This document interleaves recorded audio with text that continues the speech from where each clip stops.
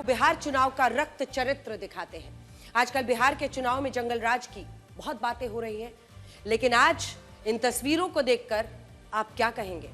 मोकामा की खबर है। मोकामा में जनसुराज पार्टी के समर्थक दुलार चंद यादव की हत्या के बाद तनाव लगातार बढ़ता जा रहा है। जनसुराज पार्टी और आरजेडी के समर्थक इस हत्या के पीछे अनंत सिंह का हाथ बता रहे हैं और उनकी गिरफ्तारी की मांग कर रहे हैं। आज भी मोकामा में हालात इतने तनावपूर्ण है कि दुलार चंद यादव की शव यात्रा के दौरान जबरदस्त पत्थरबाजी हुई, गोलीबारी हुई, पुलिस पर भी हमला हुआ। देखिए, दोनों प्रत्याशियों के कार्यकर्ताओं के बीच राजनीतिक द्वेष की वजह से मारपीट और पत्थरबाजी शुरू हो गई। इस दौरान एक व्यक्ति की मौत की खबर मिली जो दुलार चंद यादव थे।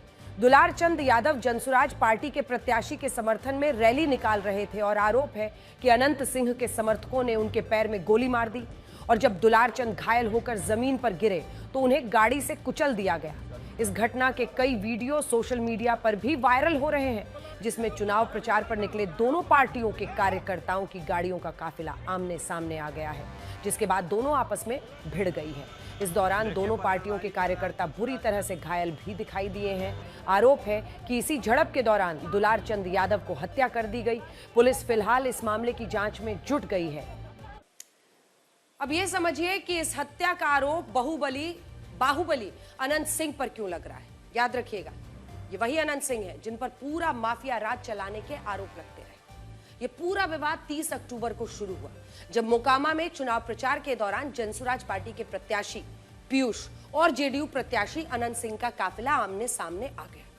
उस वक्त दोनों प्रत्याशियों के कार्यकर्ताओं के बीच राजनीतिक द्वेष की वजह से मारपीट शुरू हो गई, पत्थरबाजी शुरू हो गई और दावा है कि इसी दौरान कुछ लोगों ने दुलार चंद यादव को जान से मार दिया।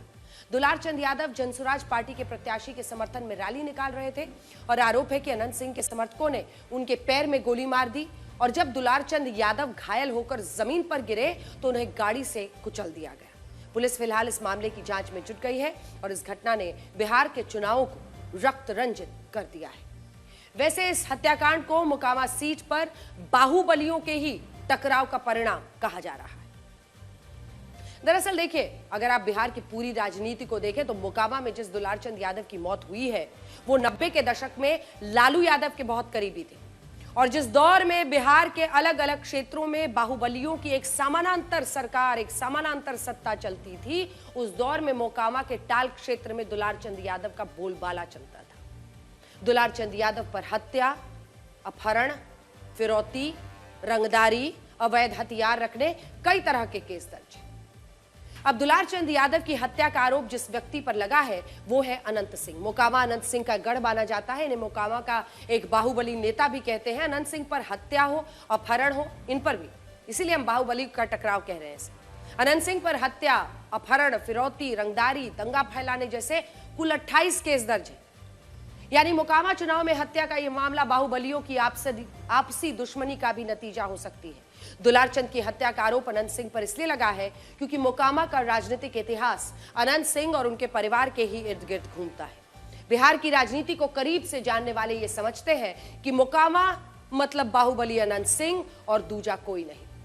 1990 के दशक से और उसके बाद से मोकामा बिहार की एक ऐसी सीट रही है जहां अनंत सिंह का ही बोलबाला रहा।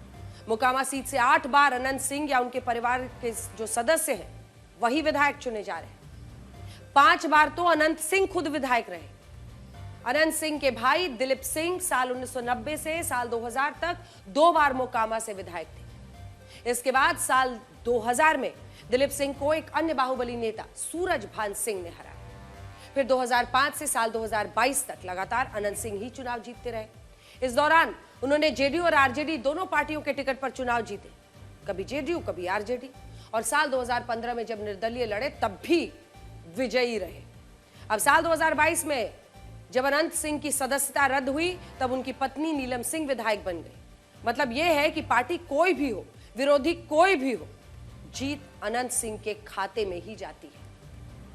अब इस बार देखिए, मोकामा के चुनाव में अनंत सिंह की टक्कर में आरजेडी ने बाहुबली नेता सूरजभान सिंह की पत्नी को चुनावी मैदान में उतारा और दूसरी तरफ दुलार चंद जैसे दबंग व्यक्ति का समर्थन जनसुराज पार्टी के पीयूष को मिल रहा था। ऐसा माना जा रहा है कि मोकामा चुनाव बाहुबलियों के शक्ति प्रदर्शन का एक त्रिकोण बन गया है, पूरा अखाड़ा। और यही वजह है कि जब जनसुराज समर्थक दुलारचंद यादव की हत्या हुई तो सबसे पहले मोकामा के बाहुबली अनंत सिंह पर उंगलियां उठी और उनके खिलाफ अब एफआईआर दर्ज हो गई है। एफआईआर में वो नामजद है। एक घटना राजद के जो अति क्या कहा जाए उसको उदंड लोगों उसके कारनामा हो रहा है, हो सकता है उसी में कुछ का भी फेलियर कहिएगा सर। नहीं, कोई लॉ एंड ऑर्डर का कोई फेलियर नहीं है, कोई फेलियर नहीं।